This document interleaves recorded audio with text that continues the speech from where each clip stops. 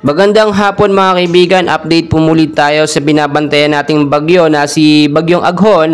At kung meron na nga po bang bagong bagyo na papalapit po sa ating bansa, dito naman gagaling sa may bandang Silangang Mindanao. Pero bago natin yan pag-usapan, palike and subscribe po muna and pahit na rin po ng notification bell.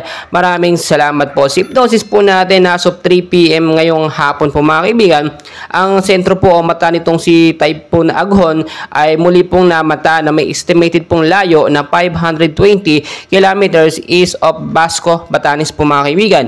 Ang hangin po niya ay pumapalo na lamang po sa 130 kilometers per hour. Malapit pa rin po sa sentro na may bugso naman po ngayon na nasa 160 kilometers per hour na lamang po. Pa north to westward po ang kilos sa bilis na 30 kilometers per hour. As you can see sa ating pinaka-live radar mga kaibigan ay mabilis na pong kumikilos pa north itong si Bagyong Aghon at ilang oras na lamang po simula ngayon ay lalabas na po ito ng Philippine Area of Responsibility. Pero nakakaranas po rin po tayo ng maulap na panahon, especially po dito sa may bandang North Luzon, Visayas at Mindanao, no? So forecast weather condition natin, so sa Western Visayas po, Palawan, kasama na po ang Calayan Island at Occidental Mindoro, maulap pa rin po na panahon ng mararanasan dyan, no?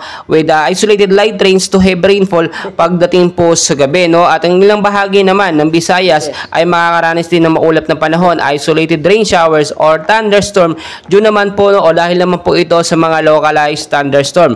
Pinag-iingat din po yung bandang North Luzon mga kaibigan dahil anytime posible pa rin po magkaroon ng pagbabago. Itong nakikita po natin sa ating live radar ngayon ay papalayo na nga po ng PAR or Philippine Area of Responsibility etong si Bagyong Aghon, pero hindi natin inaalis yung mga posibilidad na ito yung magbago ng galaw, no, anytime. Dahil kung titignan nyo kaninang umaga lamang, no, ay 455 kilometers east of Apari, Cagayan po etong lokasyon po ni Bagyong Aghon, pero unti-unti po ito nagbabago sa paglipas po or paglipas ng ilang mga oras.